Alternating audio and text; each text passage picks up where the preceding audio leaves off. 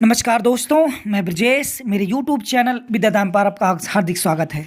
आज हम करेंगे रेलवे ग्रुप डी के लिए प्रैक्टिस सेट नंबर 11। तो शुरू करते हैं पहले प्रश्न से। आगे बढ़ने से पहले सभी लोग चैनल को लाइक, शेयर और सब्सक्राइब जरूर कर देना। तो शुरू करते हैं पहले प्रश्न से। निम्नलिखित में से कौन खरीफ की फसल नहीं है? तो बताओ, इसमें से कौन सी खरीफ की फसल नहीं है?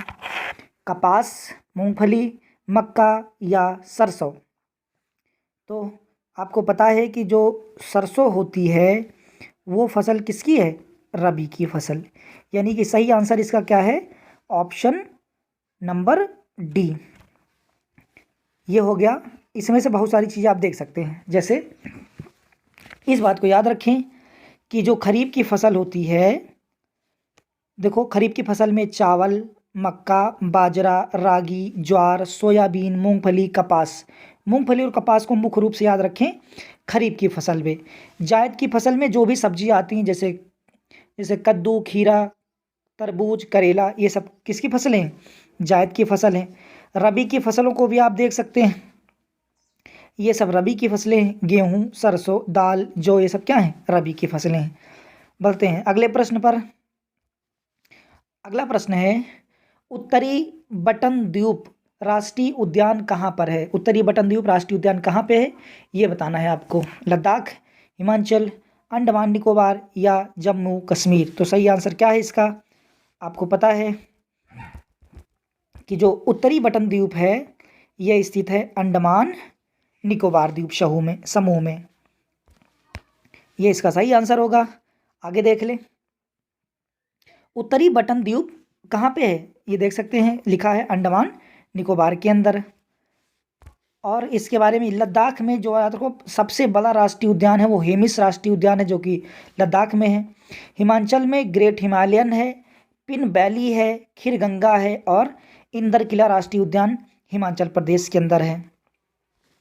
वहीं पे अगर आप और देखना चाहें तो देख सकते हैं कि अंडमान निकोबार में माउंट हैरियट नेशनल पार्क है, कैंपबेल राष्ट्रीय उद्यान है, सैडल पीक राष्ट्रीय उद्यान है और गैलाथिया राष्ट्रीय उद्यान है। जम्मू कश्मीर में देख सकते हैं सलीम अली राष्ट्रीय उद्यान, काजीरंगा राष्ट्रीय उद्यान और किश्तवाड़ राष्ट्रीय उद्यान स्थित हैं।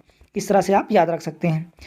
अगला प्रश्न है, भारत के उपराष्ट्रपति एम वेंकैया नायडू ने साहित्य में किस राज्य के राज्यपाल के योगदान के लिए निम्नलिखित में से कलिंग रत्न पुरस्कार दिया है? बताओ, इसमें से किसे कलिंग रत्न पुरस्कार मिला है? आसान सा सवाल है, तो आपने पढ़ा ही है कि कलिंग रत्न पुरस्कार किसके मिला है? विश्वभूषण हरिचंदन को। यानी कि ऑप्शन। अगला सवाल है, लवण मृदोद्भिद अच्छी तरह कहाँ विकसित होते हैं? यानी ऐसे पौधे जो लवणोद्भिद होते हैं, यानी कि किसमें उत्पन्न होती हैं? जो खारे पानी में होते हैं, वो कौन से होंगे? तो लवण से आपको पता लग रहा है कि जैसे वो पैदा होते हैं लवणीय मिट्टी में। लवणीय मिट्टी में लवणोद्भिद पैदा होते हैं, यानी कि ऑप्शन इसका क्या हो जाएगा सही? Option D. स्वदेशी आंदोलन में जो क्या हुआ था? स्वदेशी आंदोलन में क्या हुआ था? क्या दौरान हुआ था? स्वदेशी आंदोलन किस दौरान हुआ था? तो आपको पता है स्वदेशी आंदोलन हुआ था बंगाल विभाजन के दौरान, यानी बंगाल विभाजन के विरोध में स्वदेशी आंदोलन चलाया गया था। यानी इसका सही आंसर है ऑप्शन नंबर 2। ये इसका सही आंसर है। आपको पता ना स्वदेशी आंदोलन कब हुआ? तो क्या बता सकते हैं स्वदेशी आंदोलन कब हुआ? तो देखो सही आपको पता अक्टूबर 1905 में स्वदेशी आंदोलन, भारत का विभाजन हुआ, उसके बाद 1906 में इसको मुख्य रूप से चलाया गया था। अगले सवाल पे आते हैं। अगला है, मूत्र का पीला रंग किसकी उपस्थिति के कारण होता है? ये बताना है आपको।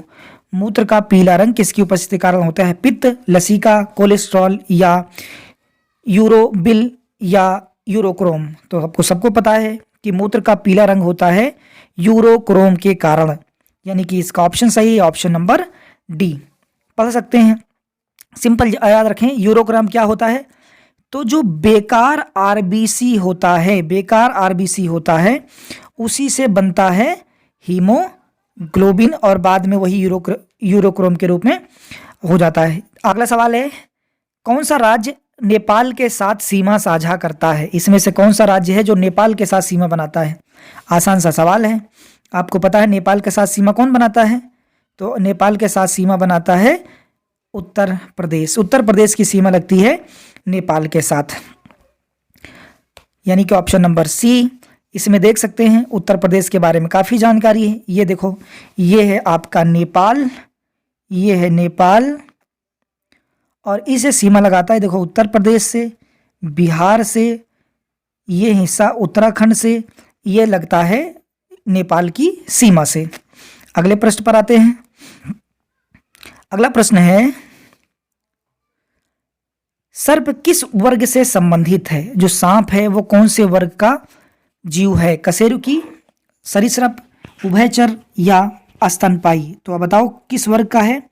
तो आपको पता है कि जो सरीसृप होता है वो होता है, सॉरी, सांप जो होता है वो एक सरीसृप। पार्किंसंस रोग निम्नलिखित में से किससे संबंधित है? यानी पार्किंसंस रोग कौन से अंग को प्रभावित करता है? फेफड़े, मस्तिष्क, हृदय या वृक्क? तो याद रखें, पार्किंसन रोग प्रभावित करता है मस्तिष्क को, यानी कि ऑप्शन नंबर बी इसका सही आंसर है। याद रखें, जो पार्किंसन रोग है एक तरह से तंत्रिका से संबंधित है, और जैसे कि मिर्गी, अल्जाइमर, ये सब रोग भी मस्तिष्क से संबंधित हैं। निम्नलिखित में से कौन सा राष्ट्रीय पर्यटन दिवस 2021 का विषय था? ये बताना है आपको। राष्ट्रीय पर्यटन दिवस 2021 का विषय क्या था? तो देख लो, जलवायु परिवर्तन और ग्लोबल वार्मिंग की चुनौती का जवाब देने वाला पर्यटन, देखो अपना देश, सभी के लिए पर्यटन, सार्वभौमिक पहुंच को बढ़ावा देना, यह सतत पर्यटन विकास के लिए उपकरण। तो इसका सही आंसर है आपका ऑप्शन नंबर बी, यानी देखो अपना देश। 2021 के लिए जो पर्यटन दिवस की थीम थी वो थीम थी देखो अपना देश, यानी ऑप्शन नंबर बी। आपको पता है कि पर्यटन दिवस पर्यटन मंत्रालय ने 21 जनवरी से 22 जनवरी के बीच में इसे मनाया था। इसका थीम क्या था? देश देखो अपना देश। निम्नलिखित में से कौन मानव शरीर की सबसे बड़ी ग्रंथि है? मानव शरीर की सबसे बड़ी ग्रंथि कौन सी है? पीयूष ग्रंथि, कर्णपल्लव, अग्न्याशय, यकृत? कौन सी सही है? तो आपको पता है मानव शरीर की जो सबसे बड़ी ग्रंथि है उसे कहा जाता है यकृत, यानी कि ऑप्शन नंबर 4 इसका हो गया सही आंसर। मानव शरीर की जो सबसे बड़ी ग्रंथि है उसे क्या कहते हैं? यकृत। ये देखो लीवर का आप फोटो देख सकते हैं, लीवर देखें तो ये तो हमारी आंत होती है, ये आंत वाला हिस्सा है, और ये वाला हिस्सा ये पैंक्रियाज है यानी अग्न्याशय है, और इसी से जो जुड़ा वाला हिस्सा है ये वाला लीवर वाला हिस्सा, ये वाला हिस्सा होता है। अगले सवाल पे आते हैं। अप्रैल 2021 में राष्ट्रीय शिक्षा नीति 2020 से संबंधित सार्थक पहल किसने प्रारंभ की है? यानी जो सार्थक पहल है इसकी शुरुआत किसने की है? नरेंद्र सिंह तोमर, नरेंद्र मोदी, एस जयशंकर प्रसाद या रमेश पोखरियाल निशंक? तो सार्थक पहल जो कि शिक्षा नीति है, तो उस समय शिक्षा मंत्री कौन था? रमेश पोखरियाल निशंक। तो उन्होंने किसने शुरू की? रमेश पोखरियाल निशंक ने। कि option number language of truth essays, language of truth essays 2003 to 2020 नामक पुस्तक किसने लिखी है ये बताना। लैंग्वेज ऑफ ट्रुथ किसकी पुस्तक है? तो लैंग्वेज ऑफ ट्रुथ पुस्तक है सलमान रुश्दी, विक्रम संपत, रवि शास्त्री या नीना गुप्ता? तो इसका सही आंसर क्या है? इसका सही आंसर है ऑप्शन ए, सलमान रुश्दी। सलमान रुश्दी ने पुस्तक लिखी है जिसका नाम है द लैंग्वेज ऑफ ट्रुथ, यानी कि ऑप्शन नंबर। सलमान रुश्दी को बुकर पुरस्कार मिल चुका है, इसलिए इनकी पुस्तकों को याद रखना बहुत जरूरी है। इनकी कुछ पुस्तकें बहुत जरूरी हैं, जैसे मिडनाइट चिल्ड्रंस, इसे बुकर पुरस्कार मिला है। तो ऑप्शन में देके पूछ लेगा बताइए इसमें से किस पुस्तक को बुकर पुरस्कार मिला है? तो मिडनाइट चिल्ड्रंस जो कि सलमान रुश्दी की पुस्तक है इसे मिला है। और इनकी पुस्तक है ग्रीशम, मिडनाइट चिल्ड्रंस, सेम, सैनिटीज वर्सेट। विद्युत ऋणात्मकता के संदर्भ में कौन सा सही है? यानी विद्युत ऋणात्मकता के तरीके से लगाना है। तो अगर मैं आपसे पूछूं कि बताइए सबसे ज्यादा विद्युत ऋणात्मक तत्व कौन सा है, तो आपको इसका आंसर तो पता है। सबसे ज्यादा जो होता है फ्लोरीन होता है। तो फ्लोरीन का नंबर 9, फ्लोरीन होता है 9, ऑक्सीजन होता है 8, नाइट्रोजन होता है 7 और कार्बन होता है 6, यानी कि सबसे सही तरीके से यही ऑप्शन लगा हुआ है। सबसे ज़्यादा विद्युत ऋणात्मक के क्रम में लगाना है, तो इसका सही आंसर हो गया ऑप्शन नंबर ए। आपको पता है आवर्त सारणी में जो सबसे ज़्यादा विद्युत ऋणात्मक तत्व है वो कौन सा है? फ्लोरीन, ये सबसे ज़्यादा। और सबसे कम कौन सा है विद्युत ऋणात्मक तत्व? तो याद रखना सीजियम सबसे कम विद्युत ऋणात्मक तत्व होता है। अगले सवाल पे आते हैं। लोकहितवादी उपनाम से किसे जाना जाता है? लोकहितवादी किसे कहते हैं? तो आप बताओ, आपको पता है लोकहितवादी किसे कहते हैं? तो सही आंसर है गोपाल हरि देशमुख। गोपाल हरि देशमुख को लोकहितवादी के नाम से जाना जाता। याद रखना इन्होंने कई किताबें लिखी, वो आपके लिए इंपॉर्टेंट हो सकती हैं। जैसे कि मैं बताता हूँ, लोकहित जो गोपाल हरि देशमुख है इनको लोकहितवादी और राव बहादुर के नाम से भी जाना जाता है। इन्होंने 4 किताबें लिखी तो बहुत इंपॉर्टेंट है। एक तो पानीपत का युद्ध, जाति भेद, लंकेचा इतिहास और कालयोग इनकी प्रमुख पुस्तकें हैं। गोपाल हरि देशमुख के बारे में जो नहीं जानता याद रखो, ये महाराष्ट्र के एक समाज सुधारक थे महाराष्ट्र में। अब आगे सवाल करते हैं। तो अगला सवाल है हमारा सवाल, युग्मक का निर्माण किस प्रक्रिया द्वारा होता है? युग्मक कैसे बनता है? तो बताओ, विखंडन, अर्धसूत्री विभाजन, समसूत्री विभाजन या असूत्री विभाजन? युग्मक का निर्माण किस प्रक्रिया द्वारा होता है? तो युग्मक बनता है अर्धसूत्री विभाजन, यानी कि ऑप्शन नंबर बी। यानी जब एक कोशिका 2 हिस्सों में बढ़ जाती है तो उसको कहते हैं युग्मक का निर्माण। तो याद रखें इसका सही आंसर हो गया ऑप्शन नंबर बी, ये हो गया युग्मक का विभाजन। भारत के लिए 5G नेटवर्क समाधान लागू करने के लिए टाटा कंसल्टेंसी सर्विसेज यानी TCS के साथ समझौता किया है। यानी 5G नेटवर्क के लिए किसने समझौता किया है ये बताना है आपको। तो याद रखना 5G के लिए TCS ने समझौता किया है एयरटेल से। भारतीय एयरटेल होता है इसका सही आंसर, यानी कि ऑप्शन नंबर बी। याद रखना इस बात को। आगे सवाल पे आते हैं। सोडियम हाइड्रोजन कार्बोनेट को गर्म करने पर क्या उत्पन्न होता है? सोडियम हाइड्रोजन कार्बोनेट को जब आप गर्म करें तो क्या बनता है? याद रखें, जब सोडियम हाइड्रोजन कार्बोनेट को आप गर्म करते हैं तो हाइड्रोजन तो गर्म होकर उड़ जाता है और बचता क्या है आपके पास? सोडियम कार्बोनेट, यानी कि सही आंसर हो गया इसका सोडियम कार्बोनेट, मतलब सही आंसर हो गया इसका option number 3। Option number 3 sodium carbonate बचता है, ये है इसका सही आंसर, यानी कि ऑप्शन नंबर 3 हो गया सही। ये देखो, ये है सोडियम बाइकार्बोनेट, जिसे सोडियम हाइड्रोजन कार्बोनेट भी कहा जाता है। जब इसको गर्म किया जाता है तो सोडियम कार्बोनेट प्लस वाटर और प्लस कार्बन डाइऑक्साइड बनता है। याद रखना कि सोडियम बाइकार्बोनेट को बेकिंग सोडा के नाम से भी जाना जाता है। सोडियम बाइकार्बोनेट को बेकिंग सोडा भी कहा जाता है।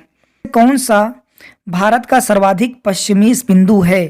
भारत के सबसे पश्चिम में कौन सा बिंदु आता है ये बताओ। ये आप देखें मैप में, अगर आप देखें ऐसे तो अगर मैप आपको पता है तो ये हो गया भारत का ऊपरी हिस्सा, तो ये हो गया पश्चिम, ये हो गया पूर्व, ये हो गया उत्तर और ये हो गया दक्षिण। ये बताना है, तो सबसे पश्चिमी बताना है आपको। तो सबसे पश्चिमी हिस्सा कौन सा होता है? तो देखें इसका सही आंसर क्या हो जाएगा। इसका सही आंसर होगा option A 68 degree 7 minute east, यानी कि इसका सही आंसर क्या है? तो इसका सही आंसर है ऑप्शन ए। ध्यान से, ये है पश्चिमी हिस्सा। तो जो पश्चिमी हिस्सा है वो लिखा हुआ है 68.7 और जो उत्तरी हिस्सा है वो देखो लिखा हुआ 37.6 नॉर्थ। ये देखो ये सबसे पूर्वी हिस्सा है तो 97.2 97 डिग्री 25 मिनट ईस्ट, और ये है सबसे साउदर्न हिस्सा यानी 8 डिग्री 4 मिनट नॉर्थ की तरफ। याद रखना इस बात को, इतना ध्यान रखना। और ये वाली लाइन को याद रखना, ये एक लाइन है इसमें नहीं बनी, मैं बना देता हूँ।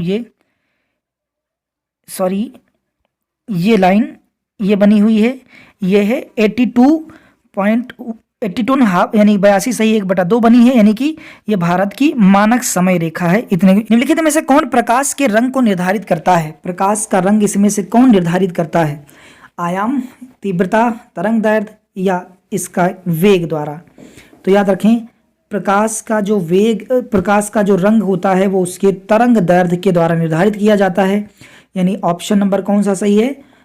ऑप्शन नंबर 3 इसका सही आंसर है, ऑप्शन नंबर 3। भारत के उपराष्ट्रपति बनने के लिए बनने के लिए न्यूनतम आयु कितनी होनी चाहिए? भारत के उपराष्ट्रपति बनने के लिए न्यूनतम आयु कितनी चाहिए? 25 वर्ष, 30 वर्ष, 35 वर्ष या 21 वर्ष? तो इसका सही आंसर क्या है? उपराष्ट्रपति बनने के लिए होनी चाहिए आपकी उम्र 35 ईयर, यानी कि 35 साल, ऑप्शन नंबर 3। इस लाइन को, अगर आप राज्यसभा के सदस्य बनना चाहते हैं तो उम्र होनी चाहिए आपकी 30 साल। लोकसभा का सदस्य बनना चाहते हैं तो उम्र होनी चाहिए 25 साल। भारत के राष्ट्रपति बनना है, उपराष्ट्रपति बनना है या राज्यपाल बनना है तो उम्र होनी चाहिए 35 साल। और सरपंच बनना है तो उम्र होनी चाहिए 21 साल। तो इतने को आप याद रखें। अगला सवाल है, ल्यूमिनस फ्लक्स एसआई मात्रक है, यानी जो ल्यूमेन है ये किसका एसआई मात्रक है ये बताना है। लक्स, ल्यूमेन, कैंडेला या कैंडेला प्रति मीटर? तो याद रखना ल्यूमन से लिखा है, ये ल्यूमन ज्योति तीव्रता का मात्रक होता है ल्यूमन, यानी कि इसका सही आंसर है ऑप्शन नंबर,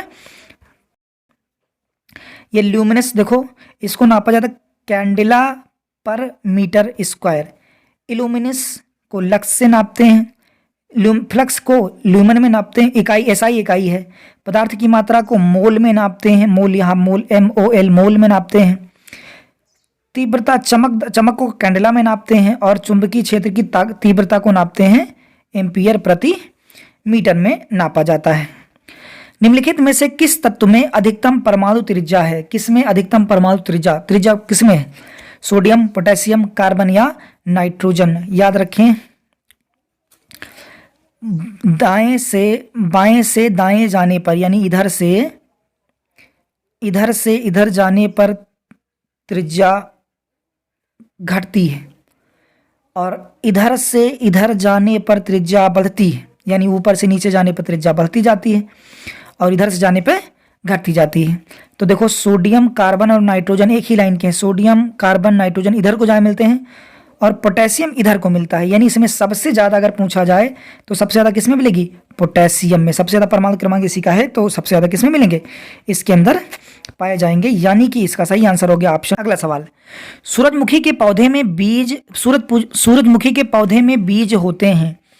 बीज में होते हैं, क्या होता है? एल्काइड, तेल, रंग या क्रिस्टल? तो आपको पता है सूरजमुखी के पौधे से क्या निकाला जाता है?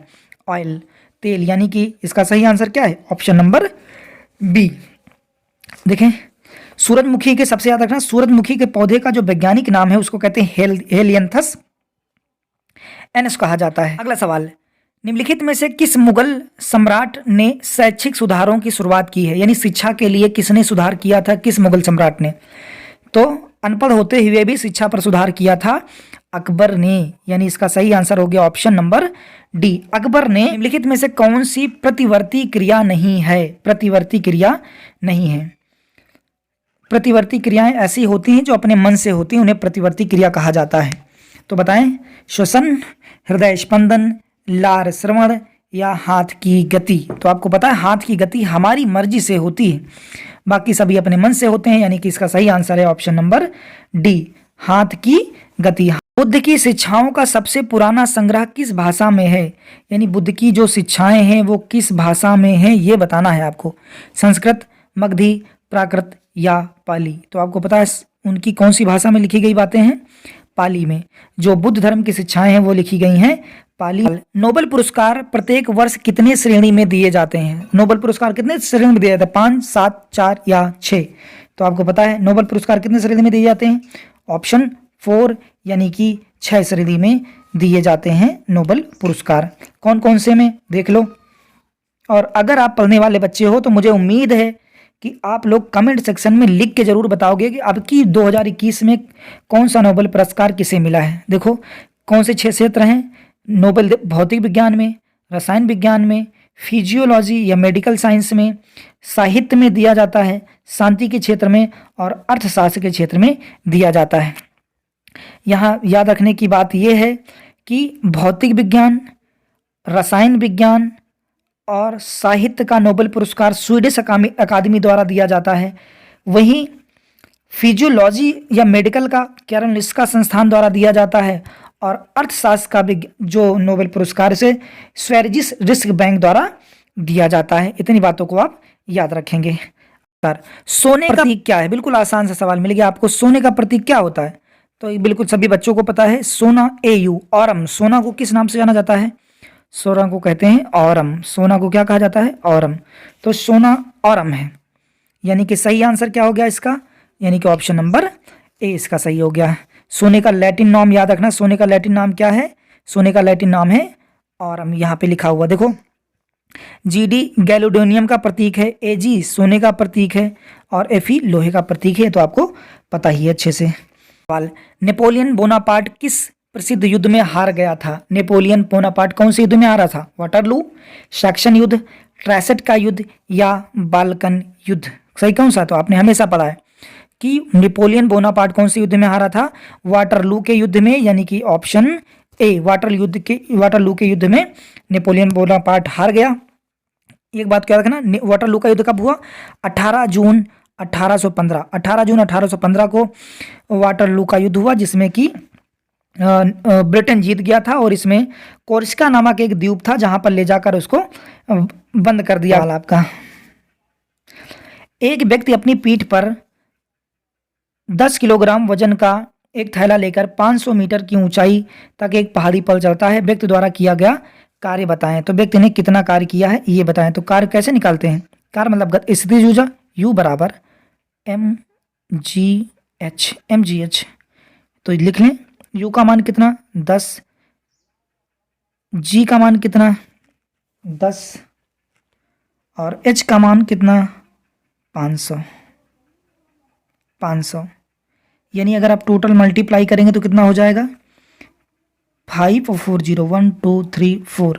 यानी इसको लिख सकते हैं आप 5 multiply 10 to the power 4 joule. तो देखें कौन सा सही होगा। यानी कि इसका सही आंसर है ऑप्शन नंबर ए। इतना हो जाएगा, यानी कि सही आंसर हो गया इसका ए। ये फ्रेंच ओपन 2021 में किस खिलाड़ी ने पुरुष एकल का खिताब जीता? पुरुष एकल 2021 किसने जीता? राफेल नडाल, नोवाक जोकोविच, रोजर फेडरर या स्टेफानोस सित्सिपास? कौन सा आंसर इसका? तो बताओ आप। तो बताइए, मैं थोड़ा सा मिटा दूं इसे। तो इसका सही आंसर है ऑप्शन बी, नोवाक जोकोविच। नोवाक जोकोविच ने फ्रेंच ओपन 2021 का खिताब जीता। कुछ बातें और बताता हूं, इनको जरूरी है। सब देखो, आपसे पूछता बताओ सबसे पुराना ग्रैंड स्लैम कौन सा है? तो इसमें से देख के बताइए। देखो, ऑस्ट्रेलियन ओपन की शुरुआत हुई 1905 में। ऑस्ट्रेलियन ओपन 1905 में, जहां खेला जाता है इसे हार्ड कोर्ट कहते हैं। फ्रेंच ओपन 1891 में चालू हुआ, इसे क्ले कोर्ट पर खेला जाता है। विंबलडन ओपन 1877 में चालू हुआ और इसे ग्रास कोर्ट पर, यानी घास के मैदान पर खेला जाता है। और US ओपन 1881 में चला, इसे हार्ड कोर्ट पर खेला जाता है। तो इसमें से देख के मुझे ऑप्शन में लिख के बताओ कि सबसे पुराना ग्रैंड स्लैम कौन सा है। कमेंट में जरूर लिखना और कोशिश करें कि चैनल को आगे भी बढ़ाएं ताकि मुझे सुविधा हो सके। अगले सवाल पे आते हैं हम। चांदी की वस्तुएं अधिक समय तक खुले में रखने पर काली पड़ जाती हैं, क्यों? इसमें से किसके कारण चांदी की वस्तुएं खुले में रख देने पर काली पड़ जाती हैं? हाइड्रोजन सल्फाइड या सिल्वर सल्फाइड? बताइए इसमें से कौन सा है सही। तो याद रखना, इसमें से सही आंसर है ऑप्शन नंबर 4, सिल्वर सल्फाइड। हमारे पास दो परमाणु 11Na24 और 12Mg24 हैं। ये दोनों हैं, देखें ध्यान से। ऊपर यहां भी 24 है, ऊपर यहां भी 24 है और ऊपर यहां भी 24 है।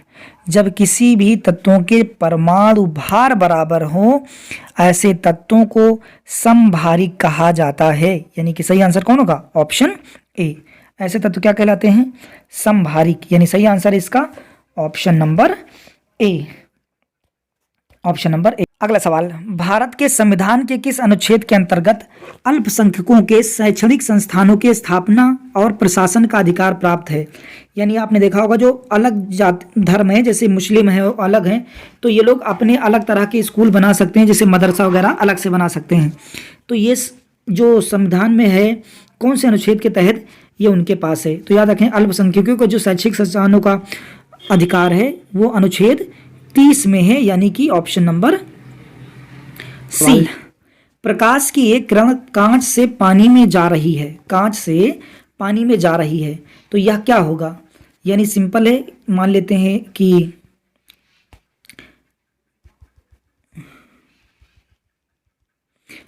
हाँ, तो अब मिटा दिया। मान लेते हैं कि ये कांच है, ये प्रकाश की किरण है, तो नीचे जब आएगी तो क्या होगा?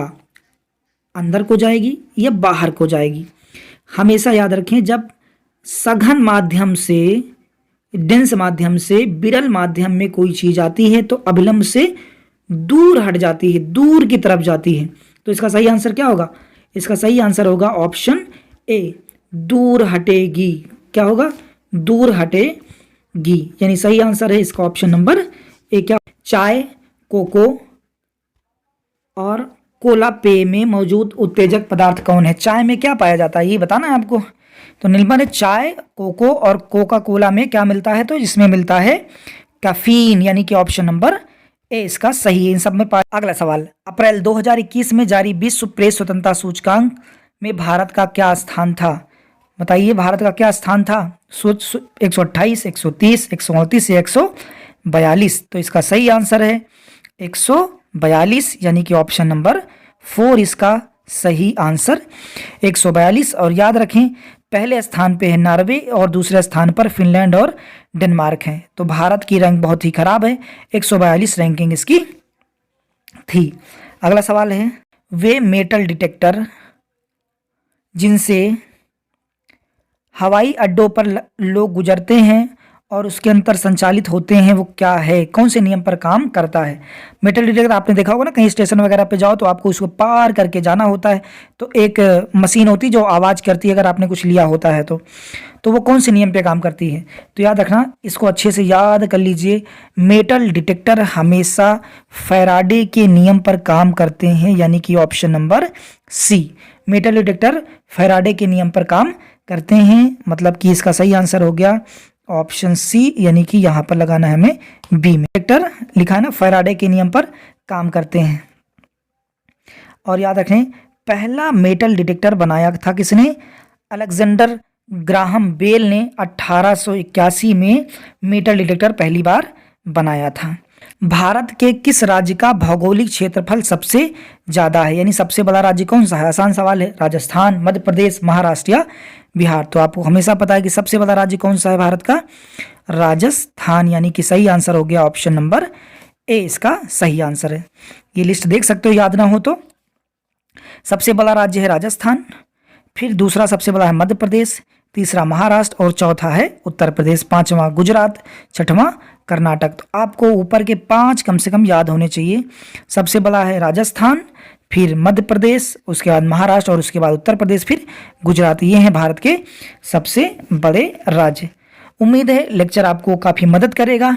अगर आपको मेहनत मेरी थोड़ी भी अच्छी लगती है तो वीडियो देखने के बाद लाइक करना ना भूलें। अगर सब्सक्राइब नहीं किया तो सब्सक्राइब कर लें और शेयर ज़रूर कर दिया करें। धन्यवाद। जय हिंद।